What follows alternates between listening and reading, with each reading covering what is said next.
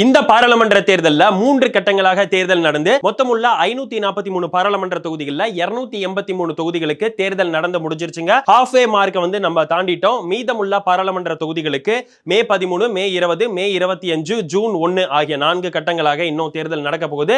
முதல்ல 4ஆம் கட்ட தேர்தல் வர்ற மே 13ஆம் தேதி நடக்க போகுது. எந்தெந்த மாநிலங்கள் எத்தனை தொகுதிகள்ல தேர்தலை சந்திக்க போகுது, அந்த தொகுதிகளுடைய கள நிலவரங்கள் எப்படி இருக்கு போன்றவைகள் தான் இந்த வீடியோல நம்ம பார்க்க போறோம்.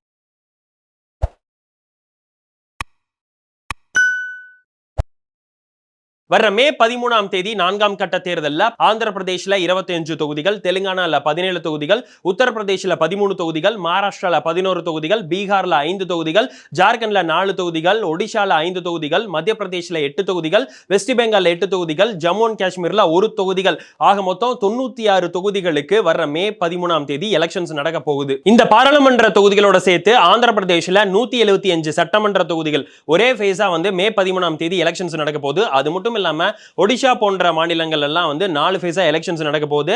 இதுல சில தொகுதிகளுக்கு மே 13ஆம் தேதி எலெக்ஷன்ஸ் நடக்க போகுது சட்டமன்ற தேர்தலுக்கும். முதல்ல இந்த ஒடிஷா ஆந்திர பிரதேஷ்ல எப்படி கள நிலவரம் எப்படி இருக்கு அப்படிங்கறத பாத்துருவோம். ஒடிஷா வந்து யாருமே பெருசா ஃபோக்கஸ் பண்ண மாட்டாங்க. ஆனா இந்த முறை ஒடிஷா எலெக்ஷன்ஸ் பாத்தீங்கன்னா ரொம்ப சூப்பராவே இருக்கு. பாஜகவும் பிஜு ஜனதா தளமும் அந்த அளவுக்கு ஒரு எதிரிகள் கிடையாது. கடந்த முறை எல்லாம் பிஜு ஜனதா தளம் பாஜக கொண்டு வந்த சில திட்டங்களுக்கு தொடர்ச்சியா ஆதரவு கொடுத்துட்டு இருந்தாங்க. எப்படி ஜெகன்மோகன் ரெட்டி அவர்கள் செஞ்சாரோ அதே மாதிரி தான். ஆனா இந்த முறை பாத்தீங்கன்னா பாஜகவும் பிஜு ஜனதா தளமும் ரொம்ப ஒரு ஃபைட் இருக்குன்னு தாங்க சொல்லணும். இந்த ஃபைட் வந்து எந்த அளவுக்கு ஆயிடுச்சுன்னு பாத்தீங்கன்னா, குறிப்பா பாஜகவுடைய தேசிய தலைவர் ஜே.பி. நட்டா அவர்கள் நவீன் பட்நாயக்கு பிறகாக அந்த கட்சியை வி.கே. பாண்டியன் அவர்கள் கையில் எடுத்துக்குவாரு. வி.கே. பாண்டியன் வந்து ஒரு தமிழர், அவர் ஒரு வந்தேரி. ஒடிஷா மக்கள் எப்படி நீங்க அவருக்கு ஆதரவு கொடுக்கலாம் அப்படின்னு தெரிவிச்சுட்டு இருக்காருங்க. இன்னொரு பக்கம் வி.கே. பாண்டியன் என்ன சொல்றாருன்னா, பிஜேடியை உடைக்கிறது தான் பாஜக போட்டிருக்கிற திட்டம். எப்படி கர்நாடகால மகாராஷ்டிரால எதிர்கட்சிகளோட கட்சிகளை உடைச்சாங்களோ அதே மாதிரி தான் பாஜக இங்கேயும் பிஜு ஜனதா தளத்தை உடைக்கிறதுக்காக பிளான் போட்டிருக்காங்க அப்படின்னு அவர் சொல்லியிருக்காருங்க. அது மட்டும் இல்லாம பாஜகக்கு இங்க ஜெயிக்கணும்னு ஆசை கிடையாது. 50 சீட் ஜெயிச்சா போதும்னு நினைக்கிறாங்க. 50 சீட் ஜெயிச்சுட்டு எதிர்க்கட்சிகளை உடைக்கிறதா அவங்களுடைய திட்டமா இருக்கு அப்படின்னு சொல்லியிருக்காங்க. அது மட்டும் இல்லாம பாஜக ஒடிஷா மக்கள் ரொம்ப ஜாக்கிரதையா இருக்கணும்னு அவர் சொல்லியிருக்காருங்க. இந்த ஒடிஷா பாராளுமன்ற தொகுதிகளில் பல தொகுதிகள் இருந்தாலுமே நம்ம ஒரு சீட், மிக முக்கியமான சீட்டு, ஒரு மான பிரச்சனையா 2 கட்சிகளும் கருதுற ஒரு சீட் எடுப்பாங்க. எப்படி நம்ம மகாராஷ்டிரால பாராமதி தொகுதியை பார்த்தோமே அதே மாதிரி தான் இந்த முறை ஒடிஷா பொறுத்த வரைக்கும் சாம்பல்பூர் தொகுதி இருக்கு. இந்த சாம்பல்பூர்ல இப்ப மத்தியில கல்வி அமைச்சரா இருக்கக்கூடிய தர்மேந்திர பிரதான் அவர்கள் போட்டியிடுறாரு. இவர் போட்டியிடுற காரணத்தினாலேயே ஒரு விஐபி கான்ஸ்டிட்யூவன்சி அந்தஸ்து அந்த தொகுதிக்கு கிடைச்சிருச்சுங்க. அதே மாதிரி பிஜு ஜனதா தளத்தை பொறுத்த வரைக்கும் பிரணாப் பிரகாஷ் தாஸ் அப்படிங்கிறவர் போட்டியிடுறாரு. பிஜு ஜனதா தளத்தை பொறுத்த வரைக்கும் மிக முக்கியமான முடிவுகள் எடுக்கக்கூடிய டாப் 3 பர்சன்ஸ்ல இவர் ஒருத்தர். ஃபர்ஸ்ட் நவீன் பட்நாயக், அடுத்தது வி.கே. பாண்டியன், அடுத்தது பிரணாப் பிரகாஷ் தாஸ் தான். அதனால போட்டி ரொம்ப கடுமையா இருக்குங்க. இந்த சாம்பல்பூர் மேற்கு ஒடிஷால தாங்க வருது. மேற்கு ஒடிஷா அப்படிங்கிறது பிஜேபியோட ஒரு ஸ்ட்ராங் ஜோன் சொல்லலாம். ஆர்எஸ்எஸ் அதிகமான உள்ள இடங்கள்ல இந்த சாம்பல்பூர் ஒண்ணு. அதனால ரொம்ப ஸ்ட்ராங்காவே பிஜேபி களம் காண்றாங்க. ஆனா அவங்களுக்கு என்ன ஒரு பிரச்சனைனா, இங்க பிஜு ஜனதா தளம் வந்து ஒரு கேடர் பேஸ்ட் பார்ட்டி, கேடரஸா வந்து ரொம்ப ஸ்ட்ராங்காவே இருக்காங்க. கடந்த முறை பாராளுமன்ற தேர்தல் 2019 நடந்ததே வெறும் 10,000 வாக்குகள் வித்தியாசத்துல தான் பாஜக அந்த தொகுதியில வந்து வெற்றி பெற்றிருப்பாங்க. இதெல்லாம் அவங்களுக்கு ரொம்ப மைனஸா இருக்கு. அது மட்டும் இல்லாம சாம்பல்பூரத்தை பொறுத்த வரைக்கும் பாஜகவுடைய வேட்பாளர் தர்மேந்திர பிரதான் 15 வருஷம் கழிச்சு எலக்டோரல் பாலிடிக்ஸ்குள்ள போட்டியிடுறாரு. இதுக்கு முன்னாடி எல்லா தடவையுமே அவர் ராஜ்யசபால தான் ஏதோ ஒரு மாநிலத்தில இருந்து எலெக்ட் ஆகி எங்க பார்லிமென்ட் போயிருப்பாரு. ரொம்ப நாள் கழிச்சு அவர் கண்டெஸ்ட் பண்றனால ஒரு டஃப் கண்டெஸ்டா அந்த தொகுதியை பொறுத்த வரைக்கும் இருக்குங்க. அடுத்ததா 3வது பிளேயரை பத்தி பார்த்துருவோம். 3வது பிளேயர் தான் காங்கிரஸ். ஒரு காலத்துல இந்த மேற்கு ஒடிஷா, சாம்பல்பூர் இந்த ரீஜன் எல்லாமே காங்கிரஸோட ஒரு கோட்டையா தான் இருந்தது. ஆனா இன்னைக்கு அங்க காங்கிரஸ் எங்க இருக்காங்கன்னே தெரியல. கண்டிப்பா 3வது இடம் தான் காங்கிரஸ் அப்படின்னு எல்லா செஃபாலஜிஸ்டும் கணிக்கிறாங்க. எனக்கு என்னவோ பஞ்சாபுடைய முதலமைச்சர் ஆம் ஆத்மி கட்சியை சேர்ந்த பகவத் மான் சொன்னார் இல்லையா, ஏக் தி காங்கிரஸ், ஒரு காலத்துல காங்கிரஸ்னு கட்சி இருந்தது அப்படின்னு சொன்னாரு. அது மட்டும் இல்லாம டைனோசர் இனம் எப்படி அழிஞ்சு போச்சோ அதே மாதிரியே காங்கிரஸ் அழிஞ்சு போயிருன்னு ராஜ்நாத் சிங் சொன்னார் இல்லையா, அதே மாதிரி தான் இந்த தொகுதியிலே வந்து காங்கிரஸ் காணாம போயிடுச்சுங்க. இதே மாதிரியே ஒட்டுமொத்த இந்தியாலயுமே காங்கிரஸ் அழிஞ்சு போயிடுமா அப்படிங்கிறது நமக்கு தெரியல. அடுத்ததா வெஸ்ட் பெங்கால். வெஸ்ட் பெங்கால்ல பாத்தீங்கன்னா கடந்த முறை மோடி மேஜிக்னால 18 தொகுதிகளை யாருமே எதிர்பார்க்காத அளவுக்கு பாஜக மிகப்பெரிய வெற்றி அடைஞ்சது. அதுவே 2021 தேர்தலில் பாத்தீங்கன்னா பாஜக ஒரு பக்கம் என்ன சொன்னாங்கன்னா கோல்டன் பெங்கால், தங்க பெங்கால உருவாக்கும் அப்படின்னு சொன்னாங்க. அதே மம்தா பானர்ஜி அவர்கள் பாத்தீங்கன்னா என்ன சொன்னாங்கன்னா அவுட் சைடருங்க, அவங்க வெஸ்ட் பெங்கால் பெங்காலி பெங்காலிக்கு நீங்க ஓட்டு போடுங்க, மத்தவங்களுக்கு ஏன் ஓட்டு போடுறீங்கன்னு கேட்டாங்க. அதே மாதிரி தாங்க இந்த தேர்தலையும் எடுத்துட்டு போயிருக்காங்க. திரிணாமுல் காங்கிரஸை பொறுத்த வரைக்கும் யோகி ஆதித்யநாத், அமித்ஷா எல்லாம் இங்க வந்து பிரச்சாரம் பண்றாங்க, பெங்காலில பேசுறாங்க. அவங்க பெங்காலி எல்லாம் இது பெங்காலி மாதிரி இருக்கா, ரொம்ப மோசமா இருக்கு அப்படின்னு சொல்லிட்டு ரொம்ப கேளிக்கையா எடுத்துக்கிறாங்க. அது மட்டும் இல்லாம மம்தா பானர்ஜி சொல்லும்போது அவங்க எல்லாம் வந்து அவுட் சைடர், வந்தேரி, அவங்களுக்கு நீங்க ஓட்டு போடலாமா? அது மட்டும் இல்லாம திரிணாமுல் காங்கிரஸ் இங்க ஆள்றனால பாஜக உரிய ஃபண்ட்ஸை இங்க தரல, வெஸ்ட் பெங்காலுக்கு தரல அப்படின்னு சொல்லியிருக்காங்க. எப்படி இங்க திமுக சொல்லுவாங்களோ அதே மாதிரி ஒரு நரேட்டிவ் தாங்க அங்க பாத்தீங்கன்னா வெஸ்ட் பெங்கால இந்த முறை மம்தா பானர்ஜி அவர்கள் எடுத்துட்டு போயிருக்காங்க. வெஸ்ட் பெங்காலை பொறுத்த வரைக்கும் மோடி அவர்கள் 6 ரேலி போயிட்டாருங்க. அமித்ஷா அவர்கள் தொடர்ச்சியா பிரச்சாரம் பண்ணிட்டு வராங்க.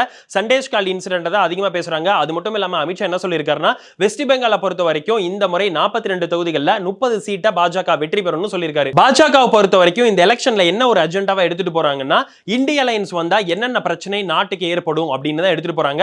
ஏற்கனவே அமித்ஷா அவர்கள் சொல்லியிருந்தாரு, இந்திய அலையன்ஸ்க்கு நீங்க ஓட்டு போட்டீங்கன்னா வருஷம் ஒரு பிரதமர் வருவாரு, இது நம்ம நாட்டுக்கு தேவையா அப்படின்னு அவர் கேட்டிருந்தாரு. பிரதமர் மோடி அவர்களை பொறுத்த வரைக்கும் என்ன சொல்லியிருக்காருன்னா, 400 சீட்டு மோடிக்கு வேணும், 400 சீட்டுக்கு மோடிக்கு கொடுத்தா மட்டும்தான் காங்கிரஸ் மற்றும் இந்திய அலையன்ஸோட திருட்டுத்தனத்தை தடுத்து நிறுத்த முடியும் அப்படின்னு அவர் சொல்லியிருக்காருங்க. இன்னும் பிரதமர் மோடி அவர்கள் என்ன சொல்லியிருக்காருன்னா, பாஜக ஜெயிக்கணும், மோடிக்கு 400 சீட்டு வேணும், அப்படி கிடைக்கல அப்படின்னா காங்கிரஸ் வந்து ஆர்டிகல் 370 திருப்பி கொண்டு வந்துருவாங்க, சிஏஏவை ஸ்கிராப் பண்ணிடுவாங்க, ஃப்ரீ ரேஷன் கொடுக்கறத ஒழிச்சு கட்டிடுவாங்க. அது மட்டும் இல்லாம அயோத்தியில் இருக்கிற ராமர் கோயிலுக்கு வந்து பூட்டு போட்டுருவாங்க. ஓபிசி, எஸ்சி, எஸ்டி மக்களுக்கு கொடுக்கக்கூடிய இடஒதுக்கீடை தூக்கி இஸ்லாமியர்களுக்கு கொடுத்துருவாங்க அப்படின்லாம் சொல்லிட்டு வர்றாங்க. ஆரம்பத்துல சாதிவாரி கணக்கெடுப்பு தான் இந்த பாராளுமன்ற தேர்தலில் மையப்புள்ளின்னு சொன்னாரு ராகுல் காந்தி. அதற்கு ஒரு டேக்கலா தான் ஓபிசி, எஸ்சி, எஸ்டிக்கு கொடுக்கிற ரிசர்வேஷனை முஸ்லீம்களுக்கு எடுத்து கொடுத்துருவாங்கன்னு பிஜேபி பண்ணிட்டு இருக்காங்க. அடுத்ததா ராமர் கோயில் குறித்து பாஜக இந்த முறை காங்கிரஸை வெகுவா டார்கெட் பண்றாங்க. காங்கிரஸை நோக்கி என்ன சொல்றாங்கன்னா, ராகுல் காந்தி, பிரியங்கா காந்திக்கு எல்லாம் இன்விடேஷன் வைக்கப்பட்டது ராமர் கோயில் திறக்கிறதுக்கு, ஆனா அவங்க எல்லாம் வரவே இல்லை. அது மட்டும் இல்லாம இந்திய அலையன்ஸ்ல உள்ள லல்லு பிரசாத் யாதவ் தான் அத்வானி அவர்கள் ரத யாத்திரை போனப்போ அவரை ஜெயில போட்டாங்க அப்படின்னு சொல்லிட்டு தொடர்ச்சியா ராமர் கோயிலை வச்சு எதிர்க்கட்சிகளை டார்கெட் பண்ணிட்டு வர்றாங்க பாஜக. இந்த ராமர் கோயில் திறக்கிறது பிரதமர் மோடி அவர்களுடைய ஃபேஸ் எல்லாம் வச்சு இந்த முறை ஹிந்தி ஹார்ட்லாண்ட்ல மிகப்பெரிய ஒரு வெற்றி அடைஞ்சிடலாம்னு பாஜக நினைக்கிறாங்க. ஏற்கனவே 2014 தேர்தலில் 47.1% வாக்குகள் அந்த ஹிந்தி ஹார்ட்லாண்ட்ல உள்ள மாநிலத்தில் மட்டும் பாஜக கிடைச்சது. 2019 பொறுத்த வரைக்கும் 53.9% வாக்குகள் அவங்களுக்கு கிடைச்சது.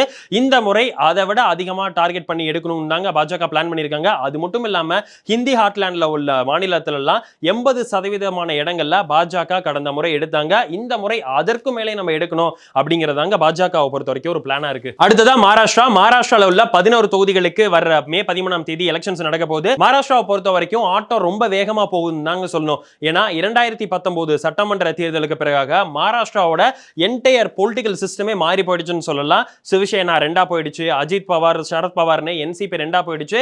மிக முக்கியமான எலெக்ஷன்ஸா இந்த முறை இருக்க போகுது. அது மட்டும் இல்லாம 2024 பாராளுமன்ற தேர்தல் மட்டும் இல்லாம இந்த வருஷம் இறுதியில எம்எல்ஏ எலெக்ஷன்ஸ் வேற மகாராஷ்டிரால நடக்க போகுது. அதனால இந்தியாவுடைய ஃபுல் ஃபோக்கஸுமே இந்த முறை மகாராஷ்டிராவை நோக்கி தான் இருக்கு. இந்த முறை போட்டி ரொம்ப கடுமையாவே இருக்குங்க. யாருனாலையுமே சொல்ல முடியல யார் அங்க வெற்றி பெறுவா அப்படின்னு. அலையன்ஸ் எல்லாம் அந்த மாதிரி தான் ஏற்படுத்தி இருக்காங்க. இங்க மகாராஷ்டிரா பொறுத்த வரைக்கும் என்டிஏ அலையன்ஸ், இந்திய அலையன்ஸ் எப்படி அலையன்ஸை ஏற்படுத்தி இருக்காங்க அப்படிங்கறத பாத்துருவோம். என்டிஏ அலையன்ஸ்ல பாத்துக்கிட்டீங்கன்னா இந்த பாராளுமன்ற தேர்தலுக்கு 28 தொகுதிகள்ல போட்டியிடுது பாஜக. 4 தொகுதியில அஜித் பவார் அவர்களுடைய என்சிபி 4 தொகுதியில போட்டியிடுறாங்க. ஒரு தொகுதியில ராஷ்டிரிய சமாஜும், மீதி 15 தொகுதிகள்ல ஏக்நாத் ஷிண்டே அவர்களுடைய சிவசேனாவும் களமிறங்குதுங்க. ஆரம்பத்துல என்ன சொன்னாங்கன்னா, ஏக்நாத் ஷிண்டே அவர்களுக்கு டபுள் டிஜிட்ல போட்டியிட மாட்டாங்கன்னு சொன்னாங்க. ஆனா 15 தொகுதிகள்ல போட்டியிடுறாங்க. அடுத்ததா இந்திய அலையன்ஸை பொறுத்த வரைக்கும் உத்தவ் தாக்கரே அவர்களுடைய சிவசேனா யூபிடி 21 தொகுதிகள்ல போட்டியிடுறாங்க. காங்கிரஸை பொறுத்த வரைக்கும் 17 தொகுதிகள்லையும், சரத் பவார் அவர்களுடைய என்சிபி ஃபேக்ஷன் 10 தொகுதிகள்லையும் கண்டெஸ்ட் பண்றாங்க. மகாராஷ்டிரா பொறுத்த வரைக்கும் இந்த பாராளுமன்ற தேர்தல் அப்படிங்கிறது ஒரு செமிஃபைனல் மாதிரி தான். ஃபைனல் என்னமோ அசம்பிளி எலெக்ஷன், இன்னும் 6 மாசத்துல அங்க தேர்தல் நடக்க போகுது. அசம்பிளி எலெக்ஷன் தாங்க அங்க ஃபைனலா இருக்க போகுது. அடுத்ததா ஆந்திர பிரதேஷ் மற்றும் தெலுங்கானா. ஆந்திர பிரதேஷ்ல 25 பாராளுமன்ற தொகுதிகள், தெலுங்கானால 17 பாராளுமன்ற தொகுதிகள் இருக்கு. ஜாகிராபாத்ல பிரதமர் மோடி அவர்கள் இஸ்லாமியர் இடஒதுக்கீடு குறித்து பேசினாருங்க.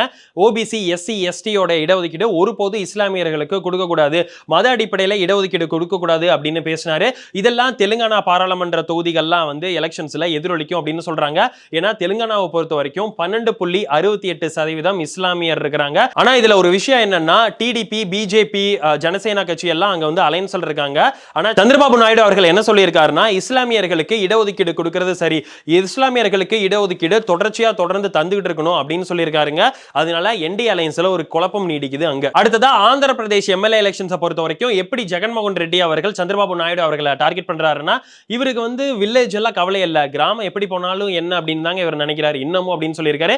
ஏன்னா ஏற்கனவே இதே மாதிரி ஒரு குற்றச்சாட்டு தான் தொடர்ந்து சந்திரபாபு நாயுடு அவர்கள் மேல இருந்தது.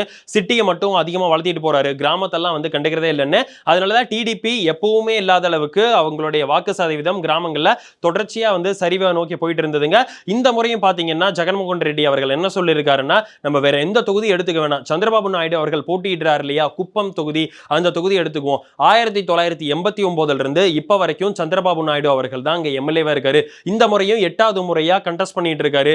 ஆனா ஒரு இன்ஜினியரிங் காலேஜ் கூட நம்மளால பார்க்க முடியாது குப்பம் தொகுதியை பொறுத்த வரைக்கும் அப்படின்னு சொல்லியிருக்காருங்க. ஆனா ஜெகன்மோகன் ரெட்டி அவர்கள் சொல்றதுல ஒரு உண்மை இருக்குன்னு தான் சொல்லணும். ஏன்னா 2004 சட்டமன்ற தேர்தலில் மிகப்பெரிய வெற்றி அடைஞ்சு ஒய்.எஸ். ராஜசேகர ரெட்டி அவர்கள் முதல்வரானாரு.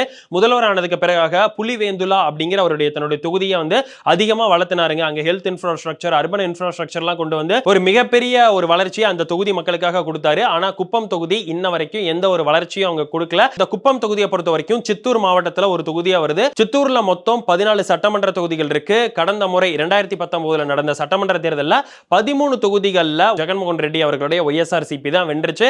அந்த ஒரே ஒரு தொகுதி குப்பம் தொகுதியில் மட்டும்தான் சந்திரபாபு நாயுடு அவர்கள் வென்றாரு. இந்த முறை ஒய்எஸ்ஆர்சிபி என்ன சொல்றாங்கன்னா, சந்திரபாபு நாயுடு அவர்கள் இந்த முறை அந்த தொகுதியில குப்பம் தொகுதியில கூட வெற்றி பெற முடியாது, அந்த அளவுக்கு நாங்க வேலை பார்த்து வச்சிருக்கோம் அப்படின்னு அவங்க சொல்றாங்க. நான் ஏற்கனவே சொன்ன மாதிரி ஹிந்தி ஹார்ட்லாண்ட்ல பிஜேபி தங்களுடைய growth தொடர்ச்சியா காமிச்சிட்டு வர்றாங்க. அதே மாதிரியே மேற்கு இந்தியாலையும் 2014 விட 2019 பாராளுமன்ற தேர்தலில் அவங்களுடைய growth அதிகமா இருந்தது. 2024 பொறுத்த வரைக்கும் இது எப்படி இருக்கும், பாஜகவுக்கு இன்னும் அதை விட 2019 ஜெயிச்சதை விட அதிகமா வெற்றி பெற வாய்ப்பு இருக்கா, இல்ல மற்ற கட்சிகள் எதிர்கட்சிகள் ஒரு சர்ப்ரைஸ் கொடுப்பாங்களா அப்படிங்கறத கமெண்ட் செக்ஷன்ல பதிவு பண்ணுங்க. உலக தமிழ் சொந்தங்களுக்கு வணக்கம். நான் ராஜவேல் நாகராஜன். பேசு தமிழா பேசு வலையொலியுடைய வளர்ச்சிக்கு நீங்களும் உறுதுணையா இருக்கணும்னு நினைச்சீங்கன்னா இந்த வீடியோடைய டிஸ்கிரிப்ஷன்ல இருக்கக்கூடிய ரேசர் பே லிங்கை கிளிக் பண்ணுங்க. அந்த லிங்க்ல போயிட்டு உங்களுக்கு விருப்பமான தொகையை பேசு தமிழா பேசுவனுடைய வளர்ச்சிக்கு உங்களுடைய பங்களிப்பாக நீங்க கொடுக்கலாம். நன்றி, வணக்கம்.